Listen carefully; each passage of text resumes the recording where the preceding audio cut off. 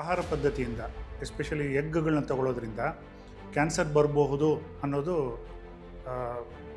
ತುಂಬ ಪ್ರಚಾರ ಆಗ್ತಾಯಿದೆ. ಕೋಳಿಗಳಿಗೆ ಆಹಾರ ಹಾಕುವಾಗ ಅದ್ರ ಜೊತೆಗೆ ಆ್ಯಂಟಿಬಯೋಟಿಕ್ಕು ಮತ್ತು ಕೆಲವು ಕೆಮಿಕಲ್ಸ್ನ ಹಾಕಿದ್ರೆ ಅದು ಬೇಗ ಬೆಳೀಲಿ ಅಂತ ಅಥವಾ ಮೊಟ್ಟೆ ಜಾಸ್ತಿ ಕೊಡಲಿ ಅಂತ.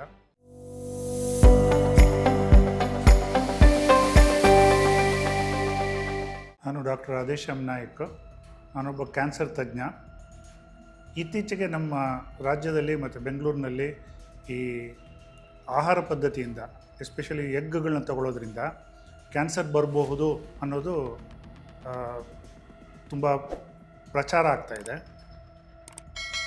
ಈ ಇತ್ತೀಚೆಗೆ ಒಂದು ಬ್ರ್ಯಾಂಡ್ ಕ್ಯಾನ್ಸರ್ದು ಇದು ಎಗ್ ಬ್ರ್ಯಾಂಡ್ನ ಅನಲೈಸ್ ಮಾಡಿದಾಗ ಅದರೊಳಗೆ ಕೆಲವು ಕ್ಯಾನ್ಸರ್ ಪ್ರೊಡ್ಯೂಸಿಂಗ್ ಕೆಮಿಕಲ್ಸ್ ಕಂಡು ಬಂದಿದೆ. ಇದು ನೈಟ್ರೋಫ್ಯೂರಾನ್ ಅಂತ ಒಂದು substance which in larger doses ಕಾನ್ಸ್ಟೆಂಟಾಗಿ ಭಾಳ ದಿನ ತೊಗೊಂಡ್ರೆ ಕ್ಯಾನ್ಸರ್ ಉತ್ಪತ್ತಿ ಆಗುವಂಥ ಸಾಧ್ಯತೆಗಳಿದೆ. ನಾವು ಕೋಳಿಗಳಿಗೆ ಆಹಾರ ಹಾಕುವಾಗ ಅದ್ರ ಜೊತೆಗೆ ಆ್ಯಂಟಿಬಯೋಟಿಕ್ಕು ಮತ್ತು ಕೆಲವು ಕೆಮಿಕಲ್ಸ್ನ ಹಾಕಿದ್ರೆ ಅದು ಬೇಗ ಬೆಳೀಲಿ ಅಂತ ಅಥವಾ ಮೊಟ್ಟೆ ಜಾಸ್ತಿ ಕೊಡಲಿ ಅಂತ. ಆವಾಗ ಇಂಥ ಕೆಮಿಕಲ್ಸು ದೇಹದಲ್ಲಿ ತುಂಬಿಕೊಳ್ಳುತ್ತೆ. ಅದು ಎಗ್ಗಲ್ಲೂ ಬರ್ತಾಯಿದೆ. ನಮ್ಮ ದೇಶದಲ್ಲಿ ಈ ಸ್ಟ್ರಿಕ್ಟ್ ರೆಗ್ಯುಲೇಷನ್ ಅಂತ ಹೇಳ್ತೀವಿ. ಈ ಆಹಾರದ ಗುಣಮಟ್ಟನ ಕಂಡುಹಿಡಿಯುವಂಥದ್ದು ಮತ್ತು ಈ ಮಟ್ಟಕ್ಕಿಂತ ಕಡಿಮೆ ಇದ್ದರೆ ಆ ಆಹಾರನ ನಾವು ಸೇವಿಸಬಾರ್ದು ಅಂತ ಗೌರ್ಮೆಂಟ್ ಏನೇನು ರೆಗ್ಯುಲೇಷನ್ಸ್ ಮಾಡಿದೆಯೋ ಅದು ಇಂಥ ಸಂದರ್ಭಗಳಿಗೆ ಸಾಕಾಗ್ತಾಯಿಲ್ಲ. ಈಗ ಫಾರ್ ಎಕ್ಸಾಂಪಲ್ ಕೆಲವು ಕೆಮಿಕಲ್ಸು ಆಹಾರದಲ್ಲಿ ಇದಕ್ಕಿಂತ ಕಮ್ಮಿ ಇರಬೇಕು ಅಂತಿರುತ್ತೆ ನಿರ್ದಿಷ್ಟವಾಗಿ.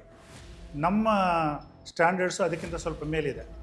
ಇದರಿಂದಾಗಿ ಇನ್ನೂ ಜಾಸ್ತಿ ನಾವು ಅದನ್ನು ಕಂಟ್ರೋಲ್ ಮಾಡೋಕ್ಕೆ ಟ್ರೈ ಮಾಡಬೇಕು. ಇನ್ನೂ ಸ್ಟ್ರಿಕ್ಟರ್ ರೂಲ್ಸ್ನ ತಂದು ಇದನ್ನು ಕಂಟ್ರೋಲ್ ಮಾಡಬೇಕು. ಆಹಾರದ ಗುಣಮಟ್ಟನ ನಾವು ಹೆಚ್ಚಿಸಬೇಕು. ಅದರಿಂದಾಗಿ ಕ್ಯಾನ್ಸರ್ ಬರುವಂಥ ಸಾಧ್ಯತೆಗಳು ಇರಬಾರ್ದು. ಸೊ ಇದು ಭಾಳ ಮುಖ್ಯವಾದಂಥ ವಿಷಯ. ಇದ್ರ ಜೊತೆಗೆ ನಾವು ನಮ್ಮ ದೇಶದಲ್ಲಿ ನೋಡಿದ್ರೆ ಗಾಳಿ ಆಗಲಿ ನೀರಾಗಲಿ ಅಥವಾ ನಮ್ಮ ಅಂಡರ್ ವಾಟರ್ ಇದು ನೀರಿನಲ್ಲಿ ಕೆಮಿಕಲ್ಸ್ ಎಲ್ಲ ಸೇರ್ಕೊಂಡ್ಬಿಟ್ಟಿದೆ. ಈಗ ರೈತರು ರಾಸಾಯನಿಕ ಗೊಬ್ಬರ ಹಾಕ್ತಾರೆ, ಪೆಸ್ಟಿಸೈಡ್ಸ್ ಹಾಕ್ತಾರೆ ಹುಳುಗಳು ಬರದೇ ಇರೋ ಥರ ಅದನ್ನು ಸಾಯಿಸೋಕ್ಕೆ. ಇದೆಲ್ಲನೂ ಕೆಲವು ಸಲ ಗ್ರೌಂಡ್ ವಾಟರ್ ಒಳಗೆ ಹೋಗುತ್ತೆ, ಆಹಾರದೊಳಗೆ ಹೋಗುತ್ತೆ, ಗ್ರೌಂಡ್ ವಾಟರ್ ಒಳಗೆ ಹೋಗುತ್ತೆ. ಸೊ ಇದನ್ನು ನಾವು ಸೇವಿಸ್ತಾ ಇದ್ದೀರಿ.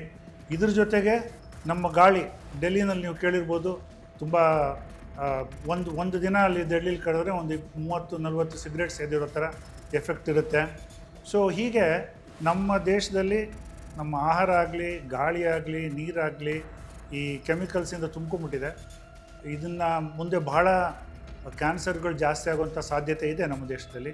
ಸೊ ನಾವು ಎಚ್ಚೆತ್ಕೊಂಡು ಈ ಪದ್ಧತಿಗಳನ್ನ ಚೇಂಜ್ ಮಾಡಬೇಕು.